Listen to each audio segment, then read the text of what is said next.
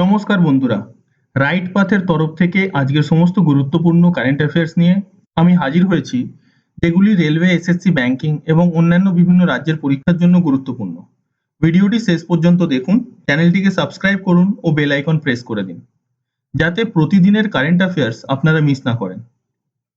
আজ আমরা আলোচনা করব 18ই অক্টোবরের গুরুত্বপূর্ণ কারেন্ট অ্যাফেয়ার্স। তো চলুন শুরু করা যাক। আজকের প্রথম প্রশ্ন, ভারত 2026 থেকে 28 মেয়াদের জন্য কতবার জাতিসংঘ মানবাধিকার পরিষদে নির্বাচিত হয়েছে? এটি ভারত 7 বার নির্বাচিত হয়েছে। ইউএনএইচআরসি এর ফুল ফর্ম হলো United nation human rights commission.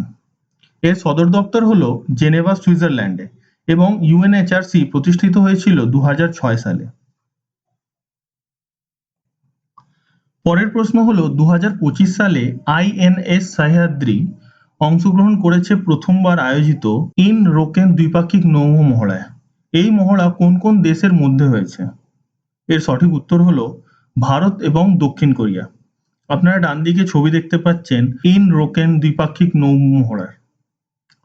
এটি আয়োজিত হয়েছে 13 থেকে 18 অক্টোবর 2025 মধ্যখানে। এই আয়োজনটি করা হয়েছে বুসান, সাউথ কোরিয়াতে। প্রথমবার ভারত এবং সাউথ কোরিয়া এরকম কোনো নৌ মহড়া করছে এবং এতে যে জাহাজগুলি অংশগ্রহণ করেছে সেগুলি হলো ভারতের তরফ থেকে আইএনএস সাহাদ্রি এবং সাউথ কোরিয়ার তরফ থেকে ROKS গিংনাম। এবার সাউথ কোরিয়াতে আয়োজিত হয়েছে, তো সাউথ কোরিয়ার ব্যাপারে কিছু তথ্য আপনাদের বলে দিই। সাউথ কোরিয়ার ক্যাপিটাল হলো সিওল। সাউথ কোরিয়ার কারেন্সি হলো সাউথ কোরিয়ান ওয়ং এবং সাউথ কোরিয়ার রাষ্ট্রপ্রধান হলেন লি জে মিং। পরের প্রশ্নটি হলো, ইসরো প্রধান ঘোষণা করেছেন যে মানবাকৃত রোবট উৎক্ষেপণ হবে কোন মাসে? এর সঠিক উত্তর হলো ডিসেম্বর। ডিসেম্বর মাসে ইসরো মানবের মতো একটি রোবটকে রকেটের মধ্যে বসিয়ে অন্তরিক্ষে উৎক্ষেপণ করবে। এবার ইসরোর ফুল ফর্ম হলো ইন্ডিয়ান স্পেস রিসার্চ অর্গানাইজেশন। এটি স্থাপিত হয়েছিল 15ই আগস্ট 1969। এর সদর দপ্তর হলো বেঙ্গালুরু, কর্ণাটকায় এবং এর বর্তমান চেয়ারম্যান হলেন ডক্টর ভি নারায়ণন। পরের প্রশ্নটি হলো, কোন ভারতীয় সংরক্ষণবিদ বিশ্বব্যাপী প্রভাবিত হন এবং প্রথম এশিয়ান হিসাবে গ্লোবাল স্পিসিস সার্ভাইভাল কমিশনের চেয়ারম্যান নির্বাচিত হন? অর্থাৎ প্রথমবার কোন ব্যক্তি এশিয়া থেকে গ্লোবাল স্পিসিস সার্ভাইভাল কমিশনের চেয়ারম্যান হয়েছেন। এর সঠিক উত্তর হলো বিবেক মেনন। ডান দিকে যে ব্যক্তির আপনি ছবি দেখতে পাচ্ছেন তিনি হলেন বিবেক মেনন। ইনি একজন ভারতীয় সংরক্ষণবিদ। বিবেক মেনন 2025 থেকে 2029 কার্যকাল পর্যন্ত গ্লোবাল স্পিসিস সার্ভাইভাল কমিশনের প্রথম এশিয়া চেয়ারম্যান হবেন। তিনি 2025 সালের অক্টোবরের আবুধাবিতে অনুষ্ঠিত IEUCN বিশ্ব সংরক্ষণ কংগ্রেসে নির্বাচিত হন। তার দীর্ঘকালীন কাজের মধ্যে ভারত ও বিশ্বজুড়ে অরণ্য ও প্রাণীদের সংরক্ষণের গুরুত্বপূর্ণ ভূমিকা রয়েছে। ইনি হলেন ডক্টর বিবেক মেনন। পরের প্রশ্নটি হলো, ভারতীয় সেনার সিমুলেটর ডেভেলপমেন্ট ডিভিশনের সাথে কোন আইআইটি 5 বছরের MOU মেমোরান্ডাম অফ আন্ডারস্ট্যান্ডিং স্বাক্ষর করেছে, যা AR অর্থাৎ augmented reality and VR virtual reality প্রযুক্তির মাধ্যমে দেশের প্রতিরক্ষা ও শিক্ষা ক্ষেত্রে আত্মনির্ভরতা বাড়াতে সাহায্য করবে? এর উত্তর হলো আইআইটি ভুবনেশ্বর। অর্থাৎ আইআইটি ভুবনেশ্বর ইন্ডিয়ান আর্মির সাথে একটি MOU সাইন করেছে, যেখানে AR আর VR টেকনোলজির উপর এনারা বিস্তর রূপে একসাথে কাজ করবেন। এবং এই আইআইটিটি উড়িষ্যায় অবস্থিত, তাই উড়িষ্যার ক্যাপিটাল হলো ভুবনেশ্বর। উড়িষ্যার মুখ্যমন্ত্রী হলেন মোহন চরণ মাঝি এবং উড়িষ্যার রাজ্যপাল হলেন ডক্টর হরিবাবু কম্ভমপতি। আপনি ডান দিকে উড়িষ্যার ম্যাপটি দেখতে পাচ্ছেন। উড়িষ্যাতেই নোয়াখাই উৎসব পালন করা হয়। এছাড়া উড়িষ্যায় কোন কোন ন্যাশনাল পার্ক আছে সেটা আপনারা কমেন্ট বক্সে লিখে জানাবেন। পরের প্রশ্নটি হলো, 2025 সালে হিউন্ডাই ইন্ডিয়ার ব্যবস্থাপনা পরিচালক অর্থাৎ ম্যানেজিং ডিরেক্টর ও প্রধান নির্বাহী কার্যকর্তা CEO চিফ এক্সিকিউটিভ অফিসার হিসাবে কাকে নিয়োগ করা হয়েছে? এর উত্তর হলো তরুণ গর্গ।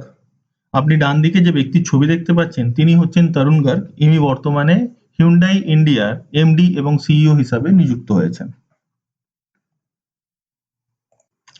পরের প্রশ্নটি হলো 2025-26 সালের জন্য ফিক্কি FICCI অর্থাৎ federation of Indian Chamber of Commerce and industry president elect হিসাবে কাকে নিয়োগ করা হয়েছে? তো বর্তমানে ফিক্কির যিনি প্রেসিডেন্ট হয়েছেন তার নাম হলো অনন্ত গোয়েঙ্কা, গোয়েঙ্কা গ্রুপের কর্মকর্তা। এবার ফিক্কির ব্যাপারে কিছু তথ্য জেনে নেওয়া যাক। ফিক্কির ফুল ফর্ম হলো Federation of Indian Chamber of Commerce and Industry. FICCI স্থাপিত হয়েছিল 1927 খ্রিস্টাব্দে। ফিক্কির সদর দপ্তর হলো নিউ দিল্লি এবং এর সভাপতি হলো হর্ষবর্ধন আগরওয়াল। ফিক্কি হলো সেই সংস্থা যেটি বস্তুর মানদণ্ডের উপর একটি সার্টিফিকেট ইস্যু করে, যাতে আমরা প্রোডাক্টের প্যাকেজিং এর উপরে এর মার্ক দেখে বুঝতে পারি যে একটি সার্টিফাইড বিশ্বাসযোগ্য প্রোডাক্ট। পরের প্রশ্নটি হলো লন্ডনের ন্যাচারাল হিস্ট্রি মিউজিয়াম 61তম wildlife photographer of the year প্রতিযোগিতার গ্র্যান্ড শিরোপা কোন ফটোগ্রাফারের হাতে আগমন করলো? এটি most important and very very important question, কারণ এই ধরনের কোশ্চেন আপনাদের এক্সামে বারবার জিজ্ঞেস করা হয়। এর সঠিক উত্তর হলো উইম ভ্যান ডেন হেইভার। উইম ভ্যান ডেন হেইভার। ডান দিকে আপনি যে ছবিটি দেখতে পাচ্ছেন, এই ছবির জন্যই এনাকে wildlife photographer of the year অ্যাওয়ার্ডটি দেওয়া হয়েছে। এই প্রতিযোগিতাকে আয়োজন করা হয় দ্য ন্যাচারাল হিস্ট্রি মিউজিয়াম লন্ডনের তরফ থেকে। এটার 61তম সংস্করণ।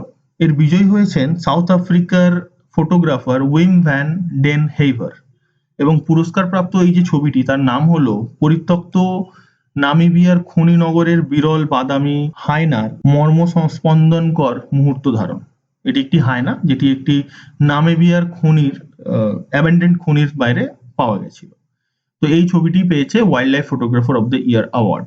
আমি আপনাদের বারবার বলি যে কারেন্ট অ্যাফেয়ার্স জিকের মতো বিষয় নয় যাকে আপনি একবার মুখস্থ করে হামেশার মতো স্টোর করে রেখে দেবেন। কারেন্ট অ্যাফেয়ার্স আজকে যেটা পড়বেন সেটা 6 মাস পরে রিলেভেন্ট নাও থাকতে পারে, তাই কারেন্ট অ্যাফেয়ার্স প্রতিনিয়ত পড়তে থাকতে হয়। আর তার জন্য সব থেকে বেস্ট উপায় হচ্ছে আপনি রোজ সকালবেলা উঠে এই আপলোডেড ভিডিওটি একবার দেখে নেবেন এবং সেম ভিডিওর পিডিএফ ডাউনলোড করে রাখবেন। রাত্রে শোবার আগে একবার এই পিডিএফটাকে আপনি রিডিং করে শুয়ে পড়বেন, যার ফলে কন্টিনিউয়াসলি নতুন কারেন্ট অ্যাফেয়ার্স আপনার ব্রেনে স্টোর হতে থাকবে এবং তার জন্য আপনাকে খুব এক্সট্রা এফোর্টও দিতে হবে না। তো যদি আপনি এইটুকু কাজ করে নেন, আমি কথা দিচ্ছি আপনার কারেন্ট অ্যাফেয়ার্স এর কোনো কোশ্চেন ভুল হবে না। এবং আমাদের সাপোর্ট করতে দয়া করে চ্যানেলটিকে সাবস্ক্রাইব করুন, লাইক করুন এবং বেশি করে শেয়ার করুন, যাতে এরকম ধরনের কন্টেন্ট আমরা আরো আনতে পারি আপনাদের জন্য। পরের প্রশ্নটি হলো কোন কোম্পানি পাইপলাইন ট্রান্সপোর্ট সিস্টেম এর ওয়েল্ডেড স্টিল পাইপ হেতু hot rolled steel strip sheet and plates এর জন্য BIS লাইসেন্স পাওয়ার প্রথম ভারতীয় প্রতিষ্ঠান হয়েছে? অর্থাৎ এই প্রতিষ্ঠানটি প্রথম প্রতিষ্ঠান যিনি যে hot rolled steel strip and sheet এই টেন্ডারটি পেয়েছে। এর উত্তর হলো NMDC steel limited. NMDC steel limited full form হলো ন্যাশনাল মিনারেল ডেভেলপমেন্ট কর্পোরেশন। পরের প্রশ্ন হলো ভারতের কোন ভারোত্তোলক মহিলা 48 কেজি বিভাগে রৌপ্য পদক জিতেছেন অর্থাৎ সিলভার জিতেছেন? এটি ইনি IWF বিশ্ব ভারোত্তোলন চ্যাম্পিয়নশিপে জিতেছেন, যেটি ফর্ডে নরওয়েতে অনুষ্ঠিত হয়েছে। এবং ডান দিকে আপনি যেরকম ছবিতে দেখতে পাচ্ছেন, এটি জিতেছেন Mirabai Chanu, the famous weightlifter of India Mirabai Chanu. পরের প্রশ্নটি হলো কোন কেন্দ্রীয় মন্ত্রী ready relevant and resurgent second shaping a future ready force বইটি প্রকাশ করেছেন? এই বইটিকে উদ্বোধন করেছেন আমাদের ডিফেন্স মিনিস্টার রাজনাথ সিং। এই বইটির নাম হলো ready relevant and resurgent to shaping a future ready force. এই বইটিকে উদ্ঘাটন করেছেন যেরকম বললাম প্রতিরক্ষা মন্ত্রী রাজনাথ সিংহ, কিন্তু মোস্ট ইম্পর্টেন্ট হচ্ছে এই বইটির লেখক। এই বইটিকে লিখেছেন আমাদের chief of defence staff general Anil Chauhan এবং বইটিকে উদ্ঘাটন করেছেন রাজনাথ সিং। ডান দিকে আপনি এদের ছবি দেখতে পাচ্ছেন। পরের প্রশ্ন হলো ইসরোর ঘোষণায় কোন বছর ভারতের স্যাটেলাইট ফ্লিটকে 3 গুণ করার লক্ষ্যমাত্রা নির্ধারিত করা হয়েছে? অর্থাৎ ভারতের স্পেস রিসার্চ সেন্টার ইসরো কোন বছর পর্যন্ত নিজের যে স্যাটেলাইট লঞ্চিং এর ফ্লিট সেটিকে 3 গুণ করে দেবে। অর্থাৎ এখন বছরে হয়তো 56টি স্যাটেলাইট লঞ্চ করা হয়, সেটি তখন 168 এর কাছাকাছি হয়ে যাবে। তো এই ঘোষণাটি করা হয়েছে সাল 2026 পর্যন্ত ইন্ডিয়ান স্পেস রিসার্চ অর্গানাইজেশন এদের স্যাটেলাইট ফ্লিটকে 3 গুণ করে দেবে। ডান দিকে আপনি ইসরোর লোগো এবং ছবি দেখতে পাচ্ছেন।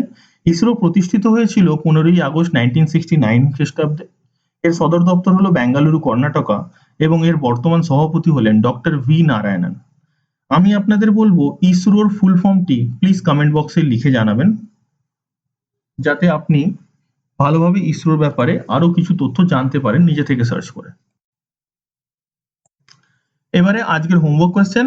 আজকের হোমওয়ার্ক কোয়েশ্চেন হলো 2025 সালের এবেল প্রাইজ, যেটিকে গণিতের নোবেল বলা হয়, কোন জাপানি গণিতবিদকে প্রদান করা হয়েছে? এর 4টি অপশন দেওয়া রইল। এর মধ্যে থেকে সঠিক অপশনটি আপনি কমেন্ট বক্সে লিখে জানাবেন এবং এই প্রশ্ন সংক্রান্ত যে তথ্যগুলি আছে আরো ফ্যাক্টস, সেগুলিও আপনি লিখে জানাবেন।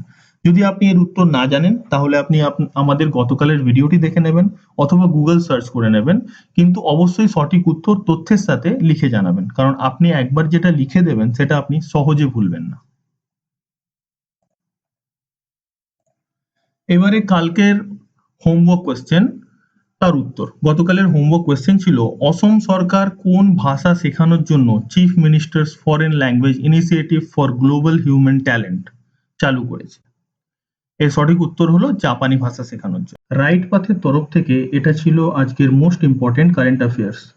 ভিডিওটি আপনাদের পছন্দ হলে এবং কন্টেন্ট ভালো লাগলে অবশ্যই ভিডিওটিতে লাইক করবেন, চ্যানেলটিকে সাবস্ক্রাইব করে বেল আইকন প্রেস করবেন, যাতে এই ধরনের আরো কন্টেন্ট আপনাদের জন্য আনতে পারি।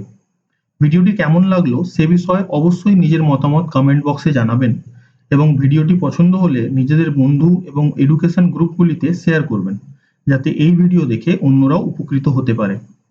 এই ভিডিওটির পিডিএফ আপনি ভিডিও ডেসক্রিপশন বক্স থেকে ডাউনলোড করতে পারেন অথবা টেলিগ্রাম গ্রুপ থেকেও ডাউনলোড করতে পারেন।